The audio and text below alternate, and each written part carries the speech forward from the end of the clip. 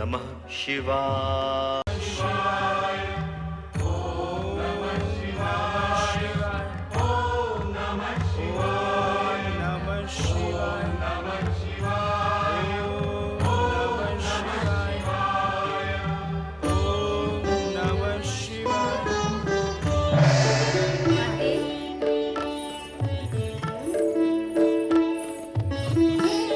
प्रणाम माते। कल्याण कहो। माता, आप यहाँ? आपकी आज्ञा मिलने पर मैं स्वयं आपके चरण और शरज में उपस्थित हो जाता। आपने क्यों कष्ट किया? माता को भी कभी-कभी अपने पुत्र की चिंता करनी चाहिए गणेश, इसीलिए मैं स्वयं यहाँ उपस्थित हुई हूँ। पिछली बार तुम कैलाश से रुष्ट होकर चले आए थे, इसीलिए मुझे तुम्हें मनाने के लिए भी तो आना था। पुत्र भला कभी अपनी माता से रुष्ट हो सकता है? उत्तम तो यही है कि ऐसा होना नहीं चाहिए। बुद्धि और सिद्धि, हाँ माता। चंद्र तथा उसकी धर्म पत्नी रोहिणी की करुण पुकार तथा गणेश आराधना के स्वर तुम्हारे कानों में भी पड़ रहे हैं। अतः तुम दोनों अपने पति देव को मनाओ कि वे चंद्र को शाप मुक्त करके उसकी ज्योत्सना उसे पुनः प्रदान करें। रोहिणी का आर्तनाद तुम दोनों भली भांति समझ सकती हो। तुम्हारा कल्याण हो। माता, माता, माता की आज्ञा का तुरंत पालन करे स्वामी। चंद्र को श्राप मुक्त कर दे स्वामी। माता की भी यही इच्छा है। रोहिणी की बुद्धिमता की प्रशंसा करनी होगी। माता पार्वती को प्रसन्न कर उसने हमें माता की आज्ञा मानने पर विवश जो कर दिया। अब तो शीघ्र ही वहां जाना होगा। ओम गं गणपते नमः। ओम गं गणपते नमः।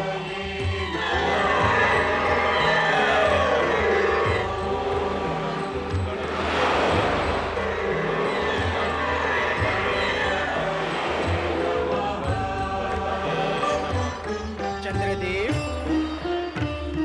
रोहिणी, जय श्री गणेश। जय श्री गणेश। जय श्री गणेश। जय श्री गणेश। जय श्री गणेश। चंद्रदेव, माता पार्वती की कृपा से आपके प्रायश्चित की अवधि बहुत कम हो गई है। अन्यथा युगों तक आप शाप मुक्त न हो पाते। मैं अपने उस कुकृत्य पर बहुत लज्जित हूँ श्री गणेश। मैं प्रायश्चित की अग्नि में जल रहा हूँ। मुझे नहीं ज्ञात था कि किसी का उपहास करके उसके मन को कितनी पीड़ा होती है। मुझे तो यह भी ज्ञात नहीं था कि प्रतिक्रिया स्वरूप समय आने पर उपहास करने वाले के तन और मन को कितनी पीड़ा होती है। पीड़ा भोगने के बाद अब मुझे ज्ञात हुआ है, यदि उपहास करने का कुकृत्य करने से पूर्व मुझे ये ज्ञात होता तो मुझे ये पीड़ा ना भोगनी पड़ती। मैं आपका अपराधी हूँ श्री गणेश। भविष्य में फिर ऐसी भूल कदापि नहीं होगी। मुझे क्षमा करें, मुझे क्षमा करें, मुझे क्षमा करें। आप जैसे सर्व पूज्य और अग्र पूजा के अधिकारी देव श्रेष्ठ का उपहास करना हमारा अज्ञान और बुद्धिहीनता थी श्री गणेश। आज ये सत्य स्पष्ट हो गया है कि निम्न कोटि के विचार और बुद्धि वाले अपनी श्रेष्ठता सिद्ध करने के लिए अपने से श्रेष्ठ प्राणियों का उपहास करते हैं। ऐसे अथवा हम जैसे प्राणी किसी का उपहास करते समय इस सत्य को भूल जाते हैं कि हम कितनी बुद्धिहीनता का व्यवहार कर रहे हैं। हम स्वयं छोटे हैं और किसी का उपहास करके हम छोटेपन और ओछेपन का परिचय ही दे रहे हैं। हमारा अपराध यद्यपि अक्षम्य है, किंतु भविष्य में ऐसी धृष्टता और बुद्धिहीनता का आचरण हम कभी नहीं करेंगे श्री गणेश। हम कभी नहीं करेंगे श्री गणेश। सुनो चंद्रदेव, जब से इस सृष्टि का निर्माण हुआ है और जब तक प्रलय होगा तब तक उपहास करने वाले हर प्राणी को नारकीय पीड़ा भोगनी होगी। भोगनी ही पड़ेगी। और क्यों भोगनी पड़ेगी, इसका कारण भी जान लो, ताकि अन्य किसी प्राणी का उपहास करने का विचार कर रहे अज्ञानी को सावधान करके नारकीय पीड़ा भोगने से बचा सको। ऐसा कौन सा कारण है श्री गणेश? इस सृष्टि में जड़, चेतन, चराचर सभी प्राणी विधाता के बनाए हुए हैं, अर्थात विधाता रूपी चित्रकार के ही बनाए हुए चित्र हैं जगत के ये प्राणी। किंतु जब कोई प्राणी किसी अन्य प्राणी का उपहास करता है तो वो एक प्रकार से विधाता की कृति का ही उपहास करता है, और अपनी कृति का उपहास करने वाले से विधाता प्रसन्न तो हो ही नहीं सकते, निश्चित रूप से क्रोधित ही होते हैं। फिर उनका प्रकोप उपहास करने वाले प्राणी पर टूटता है, और उपहास करने वाले प्राणी को विधाता के प्रकोप से भला बचा भी कौन सकता है। इसके फलस्वरूप उसे नारकीय पीड़ा भोगनी ही पड़ती है, जैसे कि तुमने भोगी है। यदि आपका बताया हुआ ये ज्ञान जगत के सभी प्राणियों को हो और वो नारकी यातना से बच सके, ज्ञानी तो अवश्य बच जाएंगे, किंतु सभी तो इस जगत में ज्ञानी है नहीं। अज्ञानियों को तो अपने अज्ञान के कारण यह पीड़ा भोगनी ही होगी, किंतु समय रहते तुम सचेत हो गए। ये तुम्हारे हित में ही हुआ। जो हुआ वो आपकी दया और कृपा से हुआ श्री गणेश। नहीं, यूं कहो कि माता पार्वती की कृपा से हुआ। यद्यपि इस सत्य को तो वो भी जानती हैं कि प्राणी अहंकारवश अपने को श्रेष्ठ और दूसरे को निकृष्ट मानकर ही किसी का उपहास करता है, किंतु विधाता को यह प्रिय नहीं कि कोई अन्य उनकी कृति को निकृष्ट समझे। विधाता की यही अप्रियता क्रोध और प्रकोप का रूप धारण कर लेती है। ये सब जानते हुए भी माता पार्वती ने तुम पर कृपा की, तो हमारे मन में भी करुणा उत्पन्न हुई और हम यहाँ चले आए। आपके दर्शन से हम धन्य हुए श्री गणेश। चंद्र, तुम शाप से मुक्त अवश्य हो जाओगे, किंतु तुम्हारा ये अपराध जगत में जन जन को स्मरण रहे, ताकि कोई प्राणी किसी का उपहास करने की अज्ञानता न करे। इसलिए तुम्हें मुक्त करने के पश्चात हम एक बाधा का बंधन अवश्य रखेंगे। कैसा बंधन श्री गणेश? भगवान शिव के निर्देशानुसार तुम कृष्ण पक्ष में क्षीण होते होते अमावस्या की रात आकाश से अदृश्य हो जाओगे, तथा पुनः कलाधारी बनकर पूर्णिमा तक अपने पूर्ण रूप में विकसित हो जाओगे। इसमें बाधा कैसी है श्री गणेश? वर्ष में एक बार हमारे जन्मदिन पर भाद्रपद शुक्ल चतुर्थी की रात्रि में जो कोई प्राणी चंद्र को देखेगा वो किसी न किसी कलंक का भागी होगा, और उस पर निर्दोष होते हुए भी कोई आरोप अवश्य लगेगा। श्री गणेश, आप मुझे श्राप मुक्त करने के साथ साथ ऐसा वरदान दें जिससे आपके नाम के साथ मेरा नाम भी धर्म के क्षेत्र में अमर हो जाए। हर मास की कृष्ण पक्ष की चतुर्थी संकष्ट चतुर्थी के रूप में प्रसिद्ध होगी। उस रात्रि को जो प्राणी दिन भर उपवास करके चंद्र दर्शन के पश्चात हमारी पूजा करेगा उसके समस्त कष्ट दूर होंगे और उनको हमारी पूर्ण कृपा प्राप्त होगी। तथास्तु।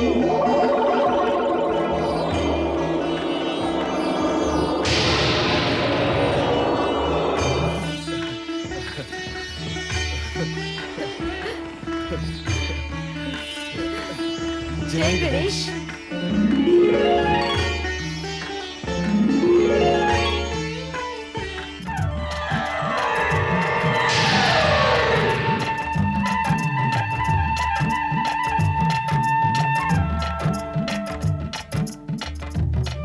स्वामी, श्री गणेश का क्रोध समाप्त हो गया।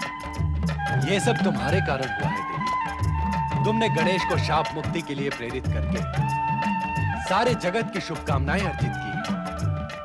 तुमने संपूर्ण जगत का कल्याण किया है।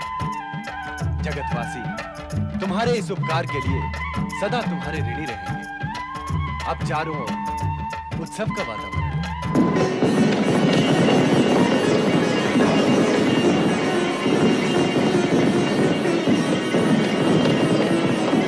सर्वाधिपति देवराज इंद्र की जय। परम मित्र चंद्रदेव और देवी रोहिणी की जय।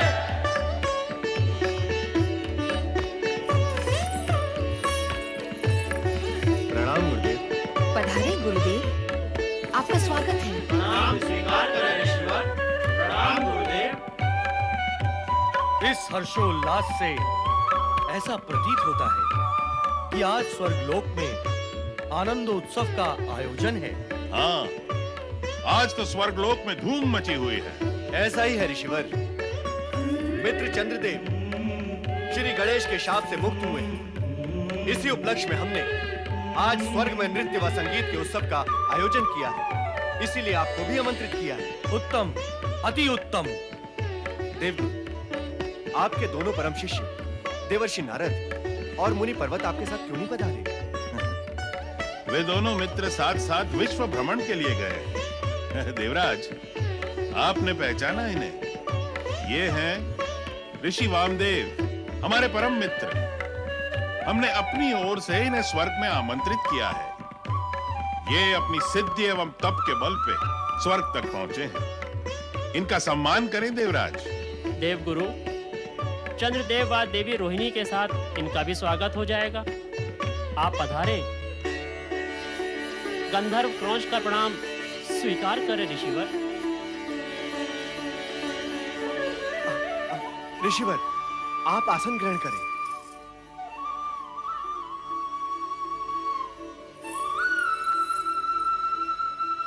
नृत्य आरंभ हो।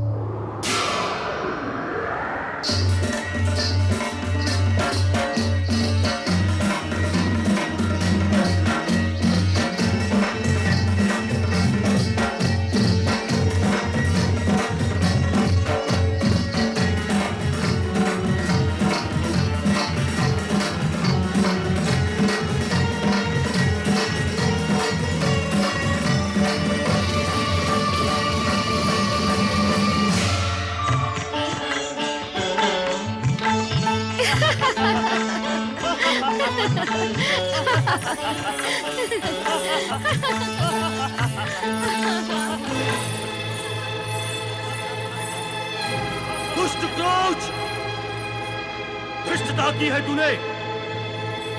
अपनी उन्मत्तावस्था में तुझे मर्यादा और शिष्टाचार का भी विचार नहीं रहा। वासना के उन्माद में तूने हमारा अपमान किया है। जा, हम तुझे श्राप देते हैं। तू उसी समय मूषक बनकर पृथ्वीलोक में पतित हो जाओ, पतित हो जाओ, पतित हो जाओ।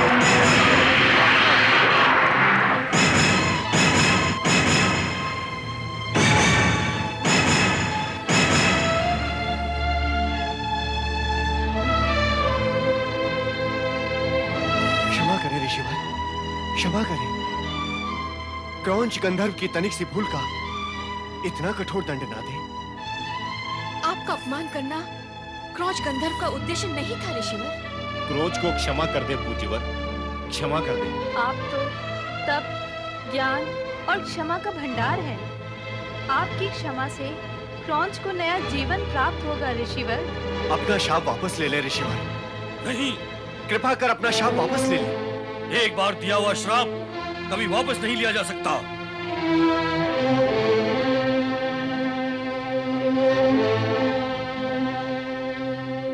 ऋषिवर, यदि कवच गांधर्व को आप श्राप मुक्त नहीं कर सकते, तो कृपा कर उसकी श्राप की मुक्ति का उपाय तो बता दें। अन्यथा देव सभा के सम्मुख मैं ही दोष का भागी माना जाऊंगा, क्योंकि आपको यहां लाने का आग्रह मेरा ही था और आप मेरे साथ ही यहां आए।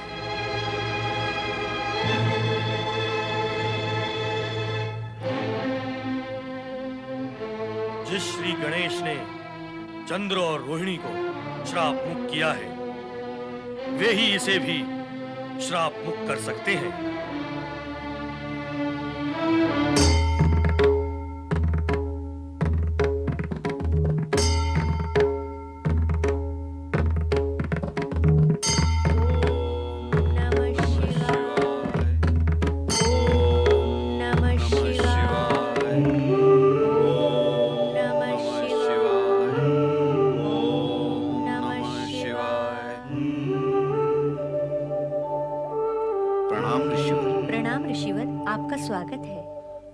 ऋषिवर पाराशर, देवी वत्सला, विधाता आपका कल्याण करे। ऋषिवर, आप उद्विग्न दिखाई दे रहे हैं।